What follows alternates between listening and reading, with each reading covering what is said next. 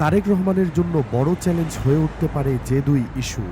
আমাদের চ্যানেলটি সাবস্ক্রাইব করে পাশে থাকুন। ঝামেলা নেন এখন না। জানাবো বিস্তারিত প্রতিবেদনটি।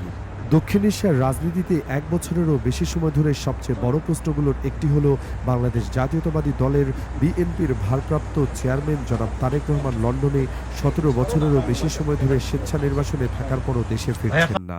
বিশেষ করে যখন আগামী বছরের শুরুতে জাতীয় সংসদ নির্বাচন হওয়ার কথা। ২০২৪ সালের আগস্টে সাবেক প্রধানমন্ত্রী শেখ হাসিনাকে ক্ষমতাচ্যুত করা গণঅভ্যুত্থানে তারেক রহমানের ফেরার জন্য যেন একটি সুযোগ তৈরি করেছে।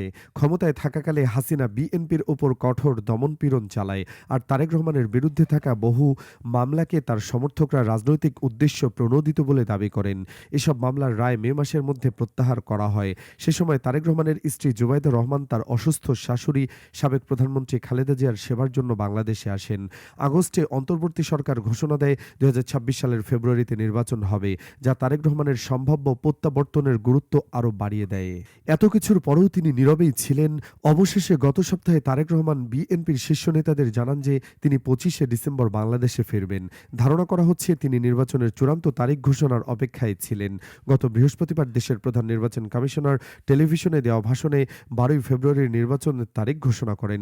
খালেদা জিয়ার অবনতিশীল স্বাস্থ্যের অবস্থাও তারেক রহমানকে এখন দেশে ফিরতে প্রভাবিত করতে পারে। ২৩শে নভেম্বর তাকে হাসপাতালে ভর্তি করা হয়।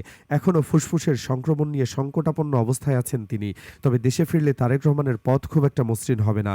বিএনপির নেতৃত্ব ও দলের বড় অংশ তাকে উষ্ণভাবে স্বাগত জানালেও প্রায় ২ দশক ধরে দেশের বাইরে থাকার পর তিনি আদৌ নেতৃত্ব দিতে প্রস্তুত, এ বিষয়ে দলের তৃণমূল পর্যায়ে তাকে প্রমাণ করতে হবে। ব্রিটেনে তুলনামূলক স্বাচ্ছন্দ্যে থাকার সময় দলের অন্য নেতারা হাসিনার দমনপীড়নের সবচেয়ে কঠিন ধাক্কা সামলেছেন। যদিও আসন্ন নির্বাচনে বিএনপিকে বড় দল হিসাবেই ধরা হচ্ছে, তবুও দলটি আত্মতুষ্ট হতে পারে না। ইসলামী দল জামায়াতে ইসলামী, যা একসময় বিএনপির নির্বাচনী মিত্র ছিল, সম্প্রতি উল্লেখযোগ্য গতি পেয়েছে। সেপ্টেম্বর মাসে ঢাকা বিশ্ববিদ্যালয়ে ডাকসু নির্বাচনে জামায়াতের ছাত্র সংগঠনের বড় জয়, যা বাংলাদেশে দীর্ঘদিন ধরে রাজনৈতিক বেলওয়েদার হিসেবে বিবেচিত, তা এই গতি আরও বাড়িয়েছে। জামায়াতে নিজেকে দুর্নীতিবিরোধী ও সামাজিক কল্যাণকেন্দ্রিক দল হিসেবে তুলে ধরেছে। সংস্কারের জন্য জনমানুষের আকাঙ্ক্ষা ও দেশের রাজনৈতিক চাপের প্রেক্ষাপটে তা বেশ গ্রহণযোগ্য হয়ে উঠছে। তবে তারেক রহমানের জন্য সবচেয়ে বড় উদ্বেগের বিষয় হতে পারে নির্বাচনী সহিংসতার উচ্চ ঝুঁকি। এটা সামগ্রিকভাবে সবচেয়ে বড় চ্যালেঞ্জও হয়ে উঠতে পারে। রাজনৈতিক কার্যক্রম থেকে নিষিদ্ধ আওয়ামী লীগ নির্বাচন বানচালের হুমকি দিয়েছে। গত মাসে মানবতাবিরোধী অপরাধে শেখ হাসিনার অনুপস্থিতিতে তাকে মৃত্যুদণ্ড দেওয়ার পর দলটির ক্ষোভ আরও বেড়েছে। আওয়ামী লীগ মামলাটিকে রাজনৈতিক প্রতিহিংসা বলে প্রত্যাখ্যান করেছে।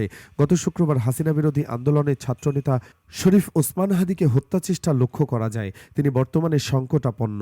পুলিশ অভিযোগ করেছে হামলাকারী আওয়ামী লীগের ছাত্র সংগঠনের সদস্য। আরেক ছাত্র আন্দোলন নেতা মাহফুজ আলম সতর্ক করে বলেছেন, ওপাশে যদি একটি লাশ পড়ে আমরা পাল্টা জবাব দিতে ভুলব না। তারেক রহমান তুলনামূলকভাবে কম আক্রমণাত্মক অবস্থান নিয়েছেন, যদিও তিনি নির্বাচন বানচালের একটি ষড়যন্ত্রের কথা বলেছেন।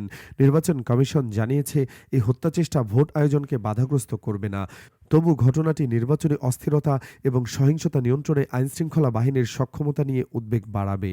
দক্ষিণ এশিয়ায় নির্বাচন কেন্দ্রিক সহিংসতা নতুন কিছু নয়, তবে বাংলাদেশের আশা এ ধরনের সহিংসতা যেন প্রচার বা ভোটার উপস্থিতিকে এমনভাবে প্রভাবিত না করে যাতে নির্বাচনের বিশ্বাসযোগ্যতার প্রশ্নের মুখে পড়ে। এতক্ষণ আমাদের সাথে থাকার জন্য আপনাদের সবাইকে ধন্যবাদ।